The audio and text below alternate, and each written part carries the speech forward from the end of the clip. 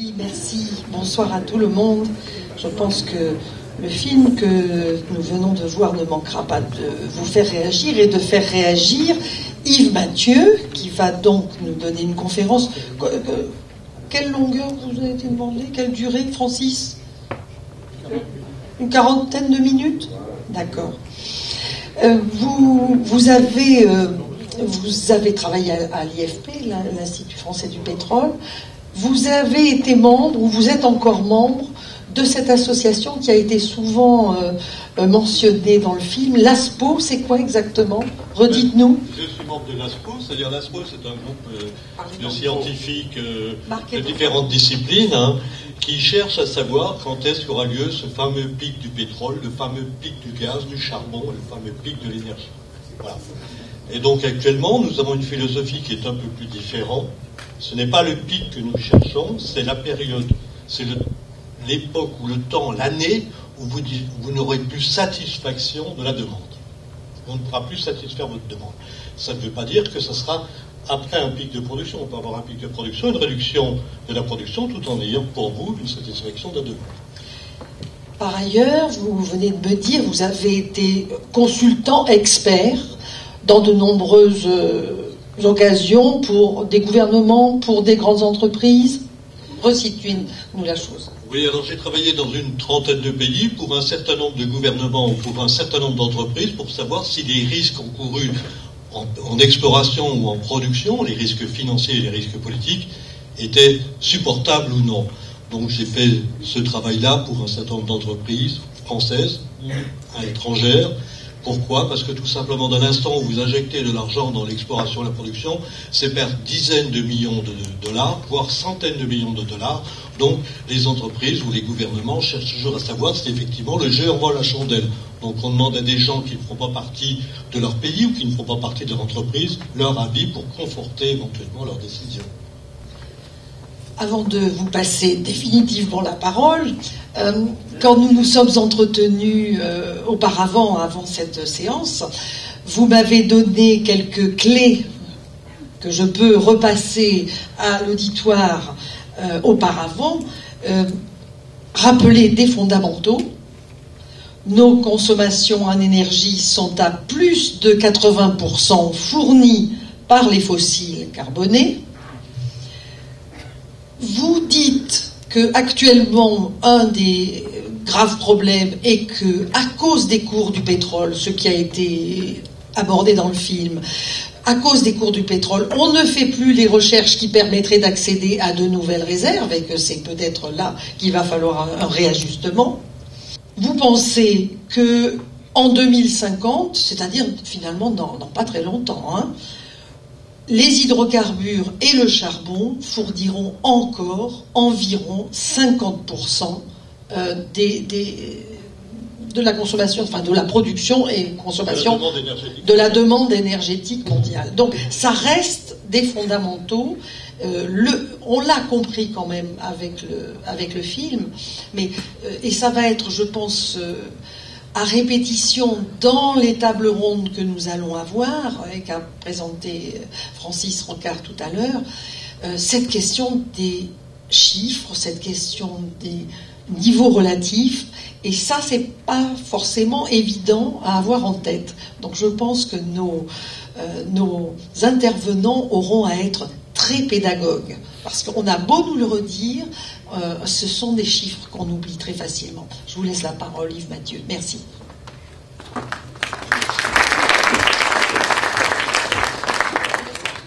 Non, ça va aller. Normalement, je vais diriger un peu le micro de ce côté pour voir en même temps l'écran.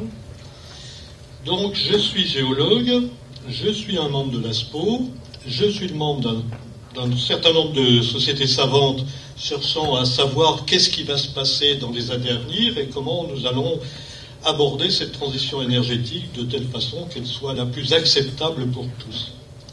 Et dans le film que je viens de voir avec vous, que je ne connaissais pas, il y a beaucoup de choses qui m'ont plu, puis il y a des choses qu'il faudrait préciser, parce que c'est pas qu'elles ne m'ont pas plu, c'est tout simplement parce qu'entre le temps de réalisation de ce film et des gens qui ont été intervenus, il y a eu pas mal de choses qui sont passées, entre autres une chute drastique du prix du pétrole, une chute drastique du prix de l'énergie, et donc automatiquement une non-rentabilité encore plus accentuée des énergies renouvelables, que l'on appelle publiquement renouvelables, enfin, et qui sont le solaire et comment, l'éolien.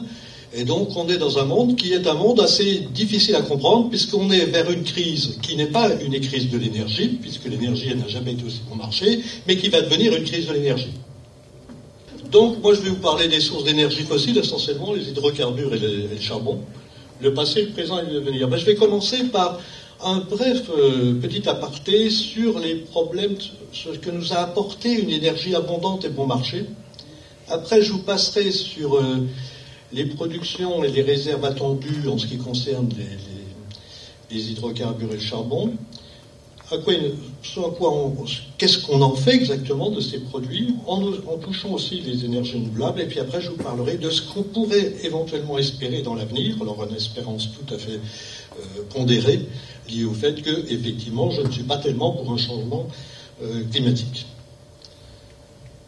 Donc, tout simplement, je vous rappelle que, en moyenne, votre puissance musculaire, si vous travaillez 200 jours par an, et même si vous en travaillez 300, c'est à peu près 100 kWh. Et ces 100 kWh, c'est ce qu'il y a dans des litres d'essence. Donc actuellement, comme le litre d'essence coûte à peu près 1,50 €, si je prends quelqu'un payé au SMIC, il m'a un coût du kilowattheure qui est de 150 à 300 €. C'est-à-dire, il est 100 fois à 200 fois plus onéreux d'utiliser un spicard que d'utiliser une machine qui va pouvoir remplacer le spicard. C'est aussi valable pour un esclave, parce qu'il faut quand même le nourrir et l'habiller et le maintenir en vie. Donc lui aura un coût de revient entre 10 et 20 € par kilowattheure, c'est-à-dire 6 à 12 fois plus onéreux aussi que d'utiliser une machine. Ce qui fait que les premiers pays industrialisés, qui ont été en Europe de l'Ouest et aux États-Unis, ont été les premiers à se passer de l'esclavage et, disons, à supprimer cette plaie dans l'humanité. Une chose, le français moyen, si vous voulez, en 1840, consommait à peu près 350 kWh. On n'a pas une idée exacte, mais disons, il consommait à peu près 3 fois plus que ce qu'il pouvait fournir parce qu'il se chauffait au bois. C'était le bois et la traction animale qui lui servaient, ou la traction pour les bateaux ou pour les moulins, c'était le vent. Donc il est à peu près à 350 kWh. En 1955, c'est-à-dire tout de suite après les deux guerres, on est encore en pleine construction, mais disons on n'a pas encore atteint les 30 glorieuses, on continue à faire beaucoup de choses manuellement, et puis on ne vit pas avec tout le monde n'a pas une voiture, on est déjà à 15 000 kWh, c'est-à-dire l'équivalent de 150 esclaves ou 150 personnes qui travaillent pour nous. Parce qu'on n'a plus qu'à ouvrir le robinet, on n'a plus à aller demander à quelqu'un d'aller chercher de l'eau, et on a déjà la nourriture qui arrive sur les marchés, et on nous tue déjà les poulets, on n'a pas à les acheter tout tués. Et en 2015, on est à 46 000 kWh par individu. C'est-à-dire qu'on a l'équivalent de 460 personnes qui travaillent autour de nous. C'est pour ça que la vie est facile, c'est pour ça qu'on est bien. On n'a plus d'efforts à faire pour monter à l'étage, on prend un ascenseur, on n'a plus d'efforts à faire pour aller à Paris, où on prend le train ou on prend sa voiture. Donc, si vous voulez, ce qui s'est passé, c'est que l'énergie a augmenté d'une façon catastrophique, enfin fantastique, nos capacités individuelles, et a baissé d'une façon exponentielle nos coûts de production. C'est-à-dire qu'on est devenu très fort, hein, on peut prendre une Porsche et rouler à 300 à l'heure, alors qu'à pied, on n'irait pas plus de 5. Hein. Et puis, on a des coûts de production qui sont très faibles, puisque jamais on a pu acheter des produits à si bas prix.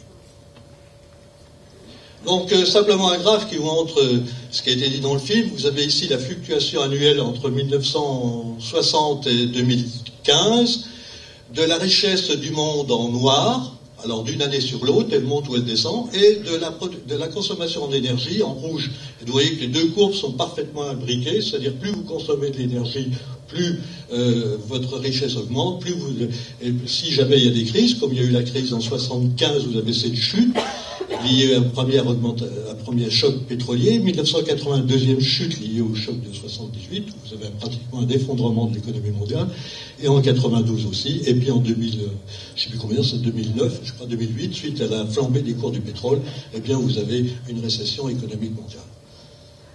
Donc ici, vous avez simplement un graphe qui vous montre, pour chaque ressortissant, chaque point, c'est la moyenne de consommation en énergie du ressortissant, et puis sa richesse, la richesse du pays divisée par le nombre de ressortissants, c'est-à-dire la richesse individuelle en quelque sorte. Vous voyez que plus vous montez en haut, plus vous consommez de pétrole, plus vous allez à droite, plus vous êtes riche. Donc vous avez une corrélation qui fait que plus vous consommez, plus vous êtes riche.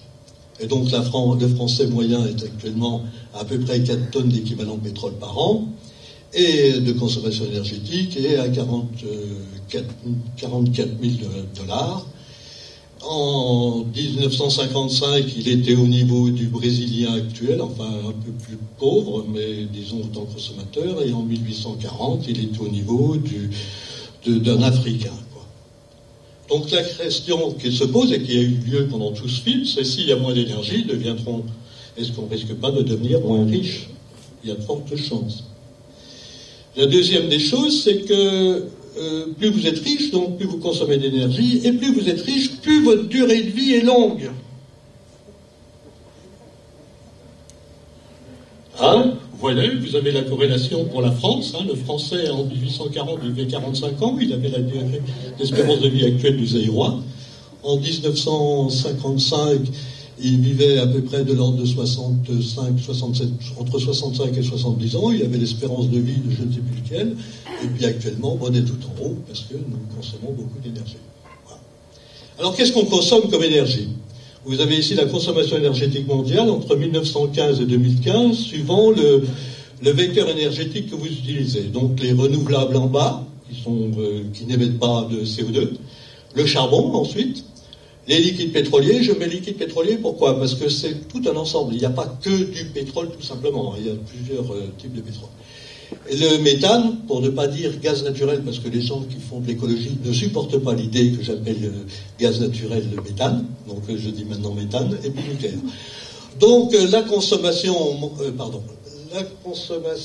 mondiale a été multipliée par 10 entre 1915 et 2015, alors que la population avait été multipliée par 4. Il faut bien voir qu'il y a beaucoup de gens dans le monde, comme vous avez vu sur le graphe précédent, qui consomment peu, et en fait, c'est lié au fait que 1,5 milliard d'habitants ont eu leur consommation énergétique qui a été plus que décuplée, dont nous faisons partie. Si on regarde proportionnellement ces différents vecteurs énergétiques, vous voyez qu'en 1915, 50% à peu près de la consommation était dans le renouvelable, et les autres 50% globalement dans le charbon, mis à part quelques exceptions. Et après, ça a changé. Le charbon a pris de l'ampleur, le pétrole a pris de l'ampleur jusqu'en 1973 en proportion, et depuis, sa part diminue tout en augmentant la quantité. Et après, vous avez eu le méthane, et enfin le nucléaire. Ce qui fait que globalement, les énergies fossiles qui nous envoient du tas de CO2 dans l'atmosphère quand on les brûle représentent, disons, 84,5% de la demande, donc 85%, et puis les renouvelables qui n'envoient pas de CO2 dans l'atmosphère représentent un peu plus de 11%. En comptant dans ces renouvelables le bois de chauffe, qu'il ne faut pas oublier que l'énergie de beaucoup de gens, de beaucoup d'Africains et beaucoup d'Américains du Sud ou de gens de l'Asie. Mais tout ça n'est pas transformé du point de vue énergétique. C'est-à-dire qu'il y a des produits, on fabrique des produits, des plastiques qui ne sont pas automatiquement de l'énergie. C'est un produit de manufacturé qui nous permet, disons, d'éviter de consommer du coton ou des choses comme ça. Donc, tout simplement, à quoi ça nous sert? Les énergies fossiles sont 85% de la demande. Ce qu'il faut rappeler, c'est que, directement, c'est 98% du transport. Ça vous l'a été dit, si le pétrole s'arrête, le transport s'arrête et l'économie s'effondre. C'est un truc tout simple, parce que, tout simplement, l'économie est basée sur les transferts de produits d'un pays à l'autre, d'une population à une autre. Et c'est environ 50% de notre confort résidentiel. Et indirectement, c'est ça qui est important, Radan le disait, c'est entre 10 et 100% du poids de nos aliments. 10%, grosso modo, s'ils viennent pas très loin, manger 1 kilo de fraises à Noël, c'est manger 1 kilo de pétrole derrière. Donc il faut bien savoir Il vaut mieux quand même consommer des produits du coin et de la saison du coin. Et c'est 72% de l'électricité mondiale. C'est-à-dire que l'électricité, elle n'est pas faite comme chez nous à 80% à partir du nucléaire, elle est faite à 72% à partir du charbon, essentiellement un peu de pétrole et beaucoup de gaz. Alors, si on regarde le spectre de consommation du pétrole, le pétrole, si vous voulez, c'est 63%, là je vois pas, hein, vous m'excuserez, c'est à peu près pas les trois quarts, mais un peu plus des 2 tiers, disons, ça part directement au transport. Le résidentiel, c'est 9% à l'échelle mondiale, hein.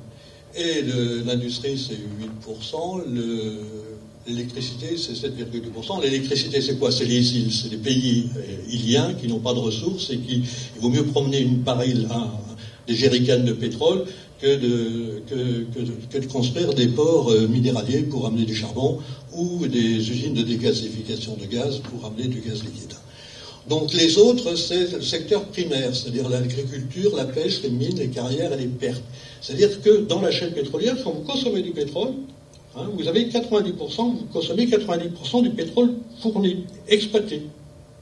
Il y en a 10% qui disparaissent dans le primaire, au niveau des industries, ou au niveau des mines, et au niveau de l'agriculture. Donc c'est 32% de la consommation mondiale, le pétrole. Après vous avez le charbon, 28 ou 29%, je ne sais plus, 29. Hein. Vous voyez que les 3 quarts du charbon servent à faire de l'électricité au monde. Hein. Et vous avez à peu près 1 quart qui sert dans la métallurgie pour transformer les minerais en métaux. Le méthane, vous avez un spectre, donc lui c'est un peu moins, il représente 23% de la demande énergétique mondiale, et donc vous avez un spectre un peu plus large, vous avez beaucoup d'électricité qui est fabriquée, l'industrie aussi, parce qu'on va avoir pas mal d'industriels qui vont se mettre au gaz parce que ça coûte pas cher, et puis par-dessus le marché, vous avez le résidentiel. Si je passe aux énergies renouvelables et nucléaires, c'est 17 à 16% de 16 à 17% de la demande, c'est directement 28% de l'électricité mondiale. Chez nous, c'est 80%. Et c'est de 10 à 100% du confort résidentiel. Pourquoi? Parce qu'en Afrique, c'est 100% du confort résidentiel. Il se chauffe, dans beaucoup de pays d'Afrique, d'Asie et d'Amérique du Sud, ils se chauffent et s'éclairent uniquement avec du bois, parce qu'ils n'ont pas de raccord à des réseaux. Donc le nucléaire, c'est 100% d'électricité, qui fait 100% d'électricité, représente avec le solaire et l'éolien 8% de demande énergétique. La biomasse et les déchets, c'est un peu plus mieux réparti. Hein. Vous avez la proportion entre ce qui est le résidentiel, c'est-à-dire ce qui est le bois de chauffe ou d'éclairage des pays en voie de développement, ou même chez nous, au bois de chauffe, si vous avez un insert chez vous, hein, c'est pratiquement les 3 quarts de la consommation énergétique. Et vous avez la part qui est aux agrocarburants de transport, qui est 4%. Voilà. Et puis vous avez la géothermie qui est ridicule. Vous savez, c'est la chaleur qui émet les tréfonds de la Terre, et donc qui permettrait de réguler. C'est peut-être là qu'il y aura le plus d'avenir, puisque vous avez un moyen d'utiliser cette chaleur qui est émise par le cœur de la Terre et qui s'en va dans l'atmosphère, heureusement, autrement ça réchaufferait la planète. Celle-ci permet de réguler les températures, et donc vous pourriez, à la rigueur, vous savez, le troglodyte, il a une température intérieure chez lui de toujours 14 degrés, donc quand il fait chaud, il n'a pas besoin de se refroidir beaucoup, il suffit que... Quand il fait froid, il n'a pas besoin de se réchauffer beaucoup puisqu'il est déjà à 14 degrés en permanence. Donc, à l'échelle mondiale, vous avez deux grands vecteurs de production d'énergie. Un vecteur indirect, qui est l'électricité, puisqu'il faut la fabriquer. Donc, on a une perte d'efficacité, disons, on brûle plus ou on consomme plus d'énergie pour faire de l'électricité qu'elle ne va en fournir parce qu'on a une perte à la machine qui la fabrique. On a une perte le long des lignes et on a une perte chez vous parce que votre appareil électrique n'est pas 100%, n'a pas la rentabilité à 100%. Vous voyez qu'à l'échelle mondiale, 43% de l'énergie consommée, grosso modo, est une énergie électrique. Et elle est faite essentiellement par du charbon, du méthane, et puis un peu de nucléaire, et puis un peu d'hydraulique, des autres sources d'énergie. Par contre, pour ce qui est des énergies directes que vous utilisez, c'est-à-dire que vous allez prendre le produit et directement l'utiliser en mettant de l'essence dans votre réservoir ou en mettant du charbon dans votre chaudière, eh bien, vous aurez ces 49%, et là, vous n'avez pas les pertes en ligne, automatiquement. Donc, vous avez un meilleur rendement, une meilleure efficacité énergétique. Et donc, le charbon, c'est 15%. Le pétrole, il est là parce que c'est le transport. Et le méthane, et les bois et les déchets. Et vous voyez qu'ici, au niveau mondial, toute cette masse que l'on utilise, en fait, 8% à peu près sert en matière première. En France, c'est totalement différent, puisque l'électricité nucléaire, donc elle a remplacé le charbon et le gaz, essentiellement.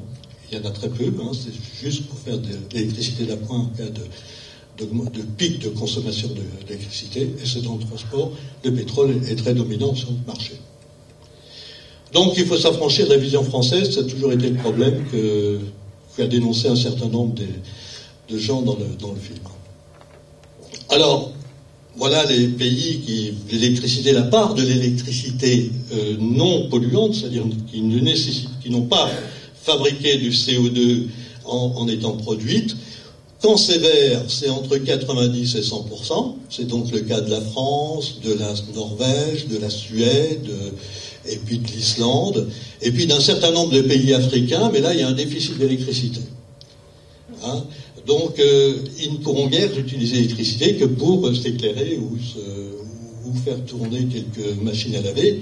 Mais pour ce qui est des voitures, quand on nous dit la voiture de demain, c'est la voiture électrique parce qu'elle est propre, elle ne pollue pas, oui, si l'électricité que vous mettez dedans n'a pas produit du CO2. Donc la voiture électrique, c'est-à-dire actuellement, elle ne peut être concevable qu'en France si les centrales nucléaires demain se remettent à fonctionner à plein régime. Elle ne peut être concevable vraiment que dans les pays nordiques, la Scandinavie, la Norvège et la Suède, et puis en Islande. Ailleurs, charger sa voiture électrique d'électricité consistera aussi à produire du CO2, puisque l'électricité aura été produite par du CO2. Voilà aussi tout ce qu'on fabrique à partir de ces énergies fossiles. Donc vous avez une famille américaine à qui on a demandé de sortir tout ce qui n'était pas issu du lin, du coton ou du bois de sa maison. Donc vous avez toutes les chaussures, les jouets, une bonne part de la voiture, puisqu'on considère actuellement qu'un tiers de la voiture, du poids de la voiture est en produits issus du pétrole ou du charbon ou du gaz, en produits dérivés. Et puis vous avez tous les vêtements. Actuellement, il y a beaucoup de vêtements qui sont en synthétique. Et puis là, ils n'ont pas enlevé les rideaux, ils n'ont pas arraché les moquettes, ils n'ont pas décollé la peinture, parce que vous auriez aussi tout ça. Et donc, c'est une image qui surprend beaucoup, parce que c'est un peu l'image de notre surconsommation. Il n'y a pas besoin de tout ça, quand même. Mais il ne faut pas oublier qu'il n'y a qu'1 milliard de gens qui en bénéficient. Il y en a 6,5 actuellement qui aimeraient bien avoir le 10e de ce qu'il y a là-dessus. Donc, maintenant, revenons à nos moutons pour ce qu'est les réserves et les productions possibles attendues. Alors, pour ce qu'est les réserves de pétrole, nous ne savons pas, et personne ne sait exactement combien il y en a. On estime actuellement qu'elles sont légèrement inférieures à 1300 milliards de barils, dont seulement 900 ont des coûts de production inférieurs au prix de vente actuel du pétrole. Combien de temps les gens vont-ils continuer à avoir du pétrole qui coûte plus cher à extraire qu'à vendre? On pense que ça va durer un certain temps parce que le pétrole devrait se remettre à flamber. Donc les 3/4 des réserves sont aux mains de l'OPEP. Et les 2/3 sont au Moyen-Orient. On a un rapport de réserve sur production, vous l'avez entendu, de 40 ans. Alors pourquoi nous disons tout le temps ça quand nous sommes dans le milieu pétrolier? C'est parce que si je vous dis 1300 milliards de barils, vous n'avez aucune idée de ce que ça représente. Si je vous dis que ça représente 40 années de la consommation mondiale, ça vous donne une idée un peu plus précise. Mais pour nous, il y a une chose qu'on oublie de vous dire. C'est que quand on arrive à 40 ans de production, de réserve de production, c'est qu'on est au seuil d'une décrue de la production. Donc c'est pour ça que je l'ai mis en rouge. Si rien ne se fait, eh bien la production pétrolière devra baisser très rapidement.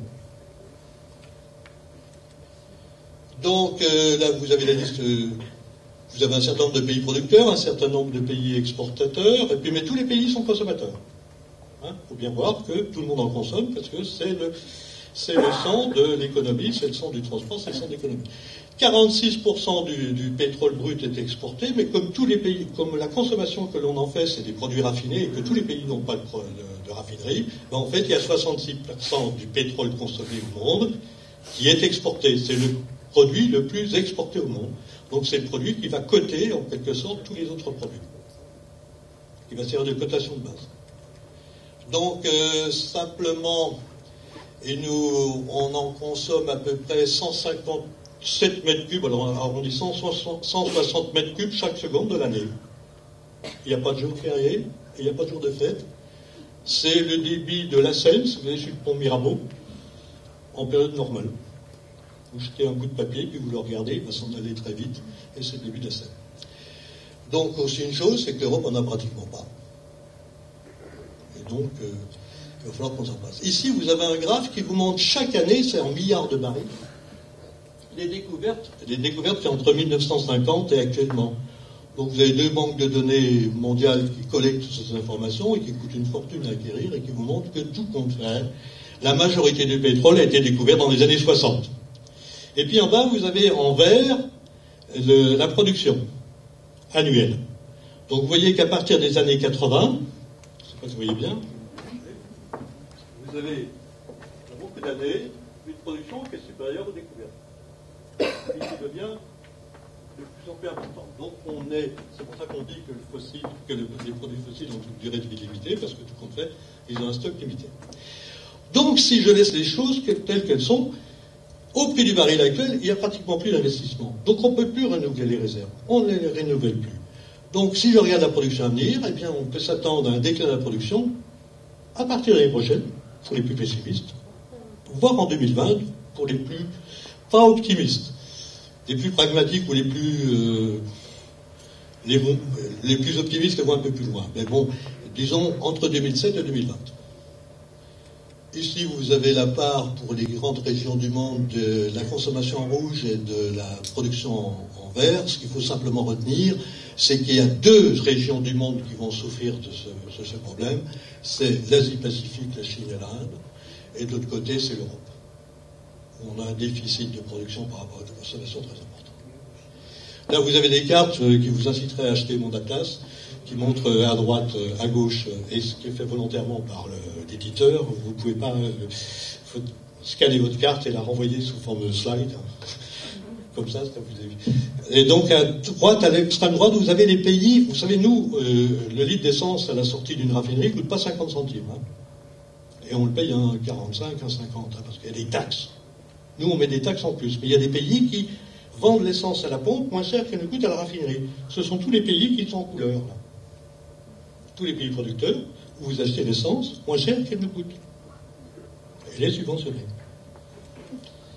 Pour le méthane, les réserves, c'est 166 000 milliards de mètres cubes. Hein.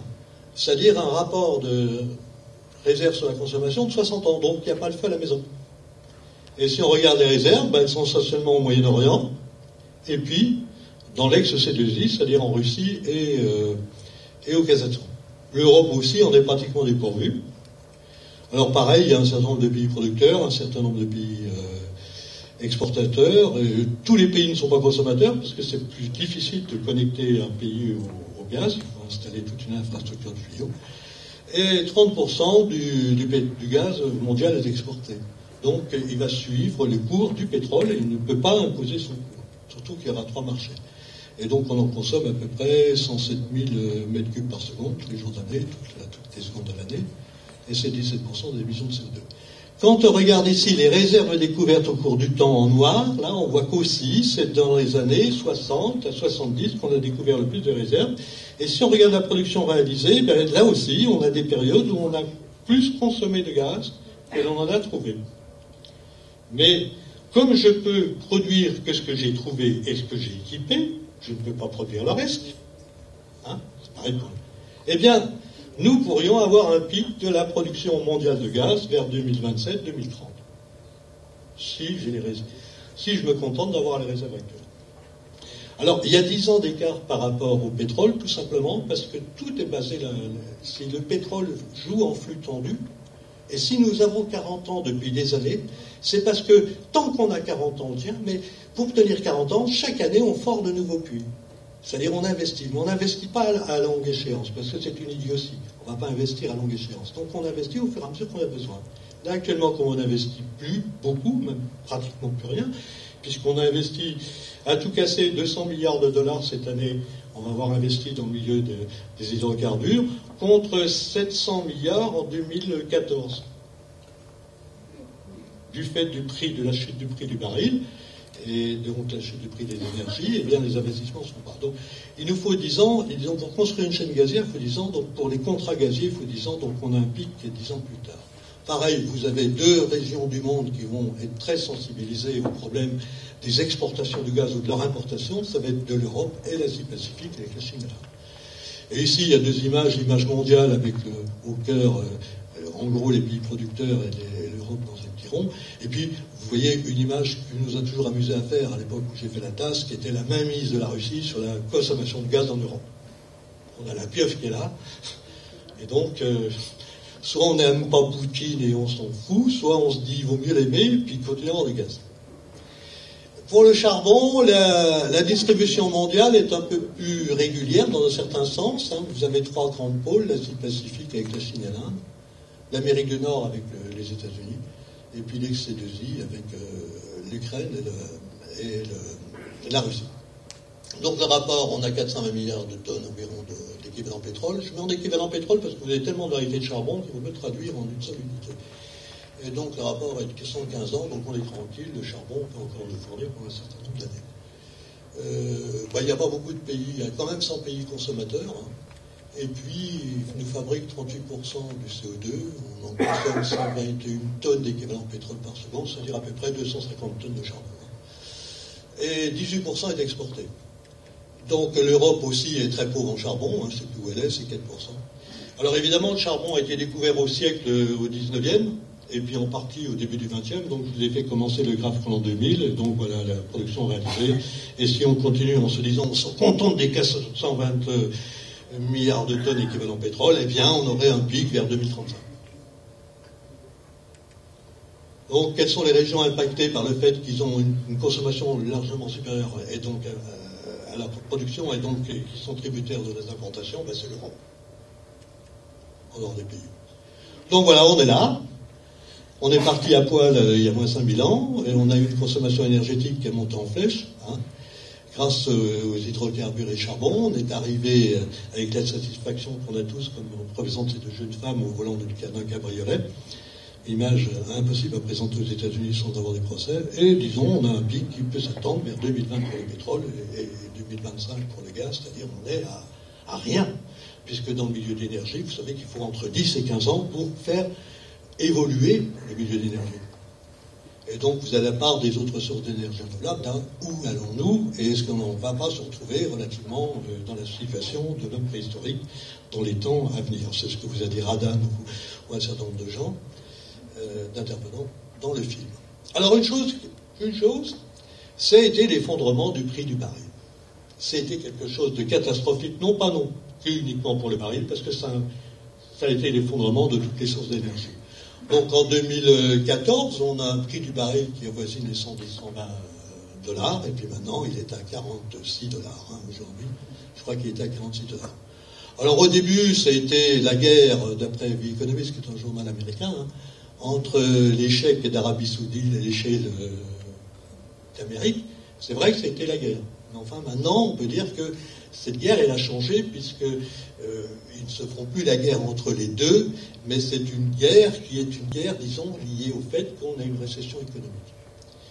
Donc là, vous avez le prix du pétrole, il est mondial, donc vous avez qu'une courbe entre 1990 et 2015 qui vous montre ces dernières années la chute considérable du prix pétrole en qualité, disons, de vecteur énergétique, non plus en tonnes équivalent pétrole, mais en gigawattheure, ce qui est comparable à tout le monde.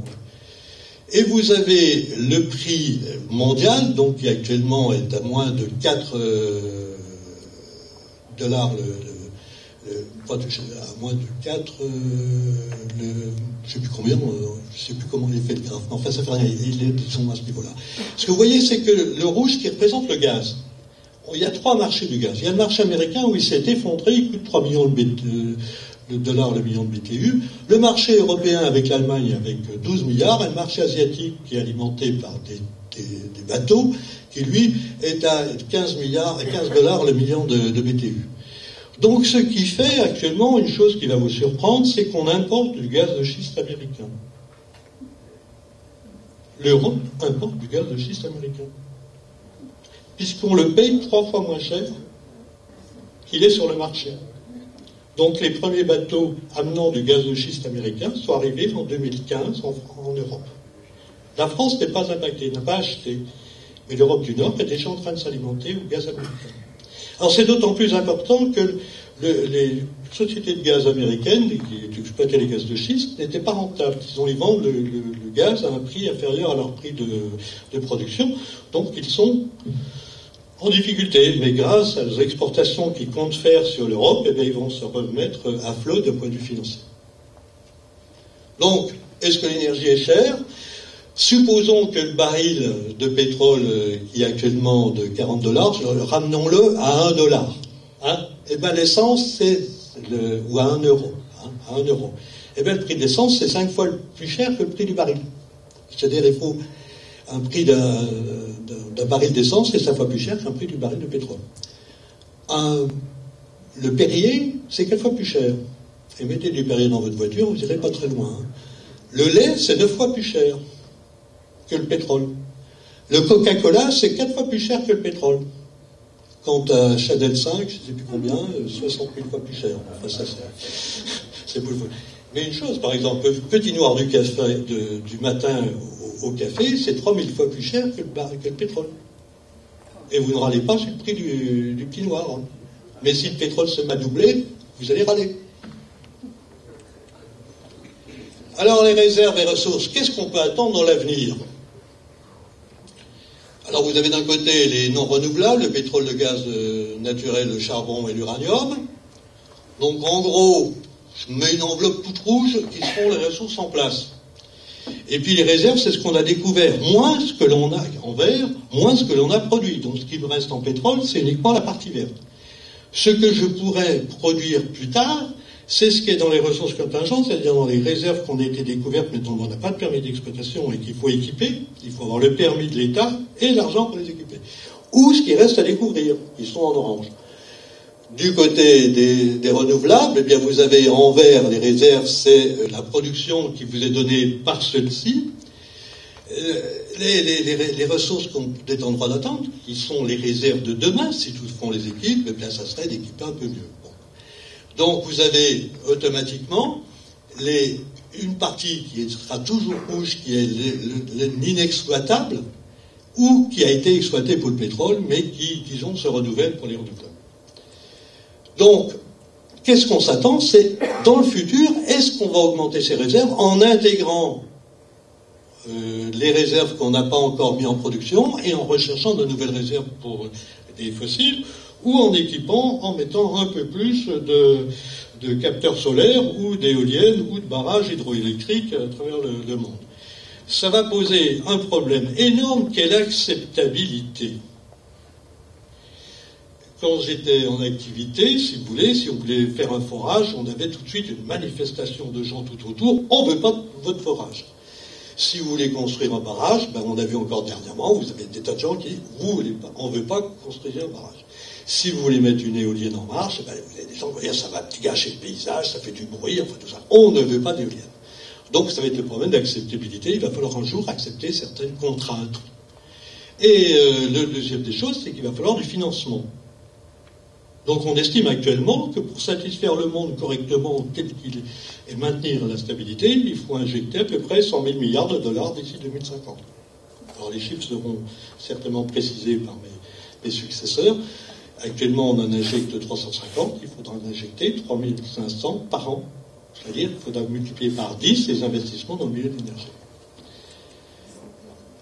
Pardon. Donc pour le pétrole, on pourrait doubler les réserves actuelles. Mais ça, c'est uniquement avec les non-conventionnels, quasiment. Les non-conventionnels qui n'en sont plus, parce qu'on sait les produire. Et on sait les produire à des prix raisonnables, acceptables. Quelles sont les régions du monde qui vont, quoi qu'il en soit, avoir un déficit ? Eh bien, c'est l'Asie-Pacifique, Chine et Inde, et puis l'Europe. Donc ça ne va pas rééquilibrer nos besoins du point de vue pétrole. Mais à $120 le baril. Pour le gaz, il faudra que le gaz coûte 4 fois plus cher, au moins le prix actuellement du marché en Europe, qui est un marché cher. Et à ce moment-là, les réserves de gaz pourraient tripler. Mais quoi qu'il en soit, comme l'Europe est un petit continent, ça ne sera pas le jackpot pour l'Europe. On restera toujours tributaire des importations. Pour le charbon, alors là, je vais dire, on a de quoi faire sauter la planète plusieurs fois, donc on va passer le cap du charbon. Donc en 2050, vous avez les projections qui sont faites par un certain nombre d'organismes. En 2050, quelle serait la production mondiale d'énergie? Donc vous avez Greenpeace qui, lui, ne veut surtout pas de fossiles ni de CO2. Il vous donne une idée que ce sera à peu près 12 milliards de tonnes équivalent pétrole, c'est-à-dire que c'est ramener la consommation mondiale actuellement de 1,85 tonnes par habitant à la ramener en 25. C'est-à-dire baisser la consommation mondiale moyenne de l'habitant de 40%. Et là, normalement, plus de crise écologique. Pour les autres organismes, c'est un peu différent. Et puis, je vous ai calculé au bout, pas uniquement pour vous, mais ça a été fait pour d'autres, si j'accepte que la température ne doit pas dépasser, l'augmentation de température ne doit pas dépasser 2 degrés, eh bien, c'est le dernier graphe au bout. Voici les parts que devrait avoir le pétrole, le charbon, le pétrole, le gaz et les énergies renouvelables et nucléaires. Et garder en même temps une consommation moyenne par habitant de 1,85 tonnes. Nous, on est à 3,9 en tant que Français. Donc, qu'est-ce qu'il en est dans les productions futures d'énergie? Si je veux maintenir la température du globe en dessous de 2 degrés ou équivalent à 2 degrés, eh bien, les énergies fossiles, c'est le scénario de 2 degrés, c'est 2030 à tout casser. À partir de 2030, il faut que je réduise la production et la consommation des énergies fossiles. Mais si je m'en fous royalement, eh bien, je peux prendre l'option basse des réserves attendues, l'option moyenne et l'option haute. Et là, je peux faire sauter la planète 3 fois. Mais en même temps, vous garderez toute votre richesse individuelle. Les renouvelables, il y avait la tendance basse d'évolution, la tendance moyenne et la tendance haute. Actuellement, on est en train de suivre la tendance haute, mais grâce au nucléaire. Voilà. Donc plus tard, en 2050, on était en 2013 avec ce spectre-là des énergies renouvelables, donc la biomasse en brun, l'hydraulique en gris foncé et le nucléaire, le solaire et le nucléaire en violet. Alors soit on passera dans l'option basse, avec peu de nucléaire, beaucoup de biomasse, soit en passant dans l'option haute qui satisferait mieux nos besoins, avec un peu plus de solaire et beaucoup plus de nucléaire. Ça, c'est les tendances actuelles. Mais c'est toujours pareil. Il faudra une acceptabilité des populations à vouloir qu'on construise des centrales nucléaires, des capteurs solaires, des éoliennes, des forages, je ne sais quoi, moi. Et puis une technicité pour améliorer le rendement, et puis des moyens politiques et financiers que nos gouvernements devront nous donner. Donc, en conclusion, je dirais simplement que l'énergie est indispensable à nos modes de vie. Vous vivez tous comme ces deux jeunes filles ici, à Saint-Tropez. Et moi aussi, d'ailleurs. Les réserves, quel que soit le produit, elles seront dans l'acceptabilité de la population en vouloir les développer.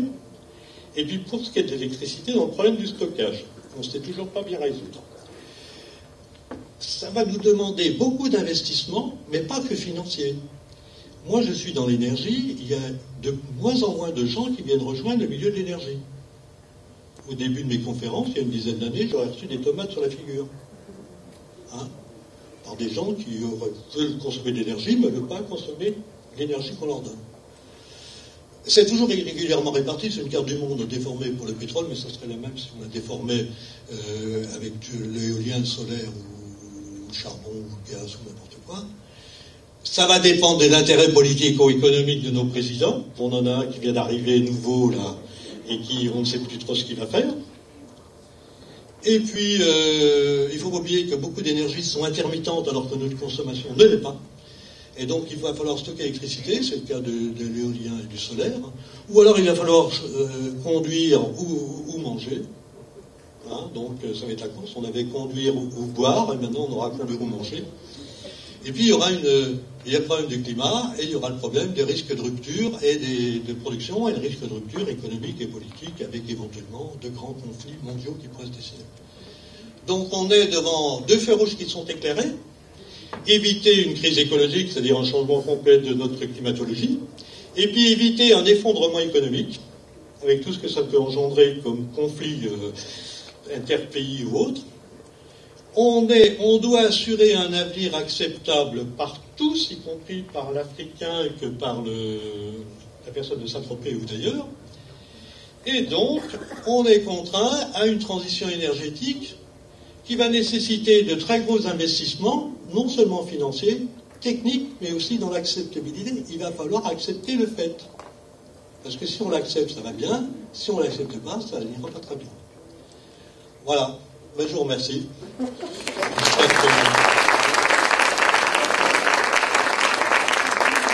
pouvez tous ces documents dans un atlas. Je fais un peu de publicité.